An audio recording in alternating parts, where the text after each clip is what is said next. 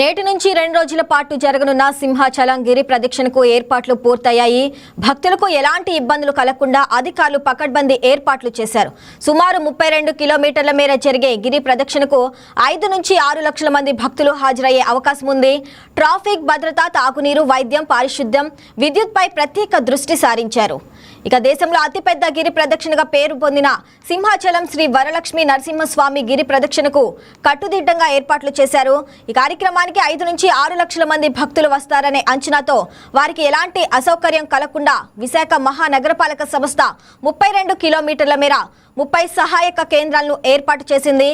Command control room ఏర్పాటు చేసి 24 గంటలు సిబ్బంది అందుబాటులో ఉండేలా సమాయత్తమైంది. రైట్, ఇక ఇదే అంశానికి సంబంధించి మరింత సమాచారం మా కరెస్పాండెంట్ దుర్గాప్రసాద్ లైవ్లో అందిస్తారు.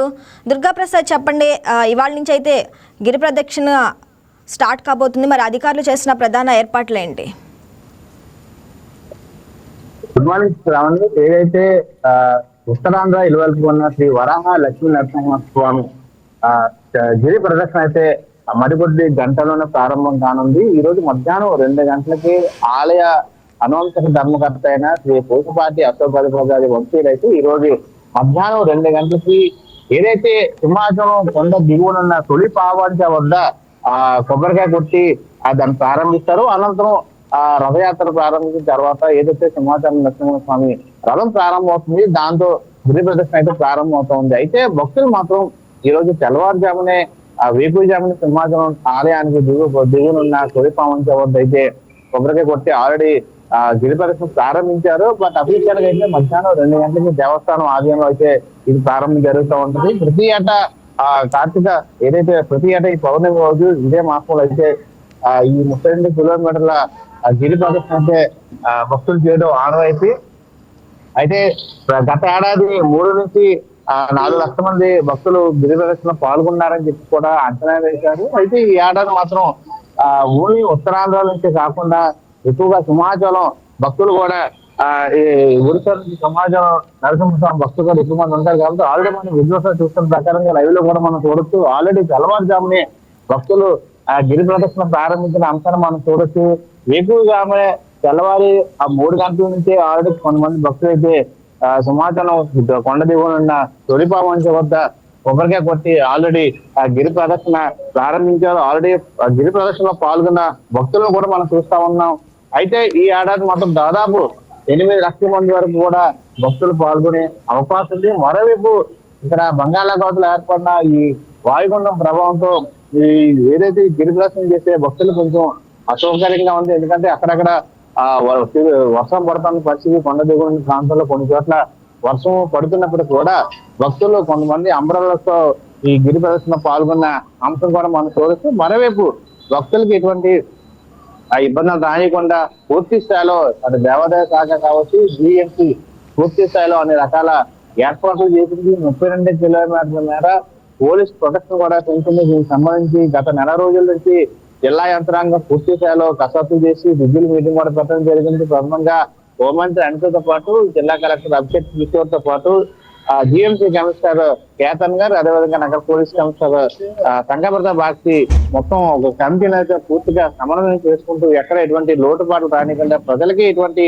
అసౌకర్యాలు రాకుండా, ప్రజలకు ఎటువంటి ఇబ్బందులు రానికుండా పూర్తిగా ఈసారి అయితే కమాండింగ్ కంట్రోల్ సిస్టాన్ని ఏర్పాటు చేసి పూర్తి స్థాయిలో ఏ విధంగా అయితే గతంలో సింహాచలం చందనోత్సవాన్ని విజయవంతంగా నిర్వహించారో అదే విధంగా ఈ ఏడాది ఈ గిరి ప్రదర్శన కూడా సక్సెస్ చేయాలని చెప్పిస్తున్న పూర్తి స్థాయి అయితే అన్ని రకాల ఏర్పాట్లు చేశారు.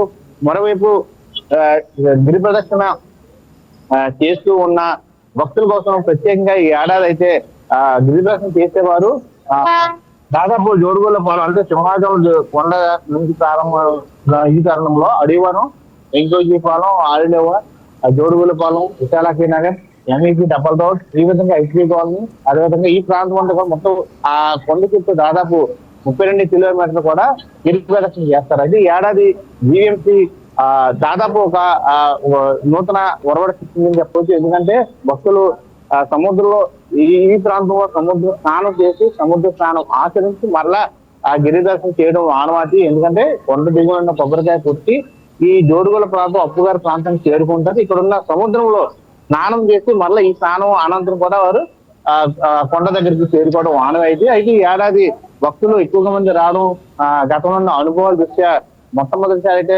పూర్తి స్థాయిలో జేవిఎం అయితే షవర్ సిస్టమ్ ఏర్పాటు చేసింది. ఎందుకంటే సముద్రం మునిగి సముద్ర స్థానం ఆశ్రయించని వచ్చింది భక్తులకు మరలా అక్కడ ఒక షవర్స్ లాగా షెల్టర్ ఏర్పాటు చేసి అక్కడ నీట్గా మరలా వారు స్నానం ఆచరించిన తర్వాత మరలా ఆ గిరి ప్రదక్షిణ కొనసాగించే దిశగా అడుగులు వేశారు. మరోవైపు ఒక 6 పాయింట్లు కూడా ఏదైతే తొలిపావతి ఏ విధంగా రథం ఉందో తొలిపావతి సిస్టమ్ లాగే 6 పాయింట్లు ఏడాది అయితే ఏర్పాటు చేయడం జరిగింది. దీనికి సంబంధించి పూర్తి స్థాయిలో ఏర్పాట్లు చేశారు, పోలీసు బందోబస్తు పెంచారు. మరోవైపు రీఎంసీ సిబ్బంది కావచ్చు ఎక్కడ భక్తులకి ఇబ్బందులు రానికుండా పూర్తిగా 32 కిలోమీటర్లో ప్రతి కిలోమీటర్ కి 20 చొప్పున బయోటాయిలెట్స్ ఏర్పాటు చేశారు. మరోవైపు వారు తాగే మంచినీరుకి ప్రతి 1/2 కిలోమీటర్ కూడా ఒక స్టాల్ బియ్యంకి ప్రత్యేకంగా ఏర్పాటు చేయడంతో పాటు పారిశుద్ధ కార్యక్రమం 24 గంటలు కూడా ఎక్కడ భక్తులకు ఎటువంటి ఇబ్బంది రానికుండా రోడ్ అంతా క్లీన్ చేసుకునే పూర్తి స్థాయిలో ఏర్పాటు చేస్తా ఉన్నారు. మరోవైపు పోలీసు బందోబస్తు కావచ్చు, మరోవైపు సముద్ర స్నానం ఆచరించడం కాబట్టి మెరైన్ పోలీసులు కావచ్చు ప్రత్యేక గది ఈతకాలు కూడా ఏర్పాటు చేసిన పరిస్థితి అయితే ఏడాది ఉంది. అయితే గత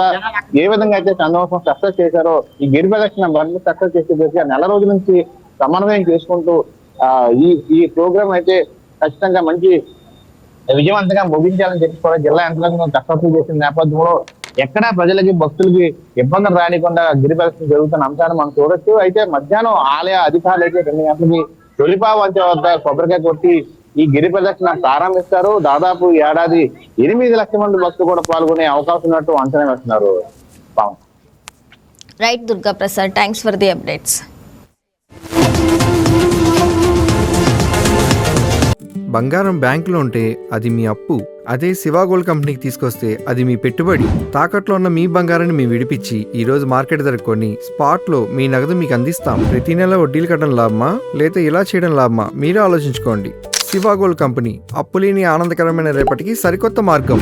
జస్ట్ ఒక కాల్ చేయండి, తాకట్లో ఉన్న మీ బంగారాన్ని విడిపించి ఈ రోజు మార్కెట్ రేట్కే కొనబడును.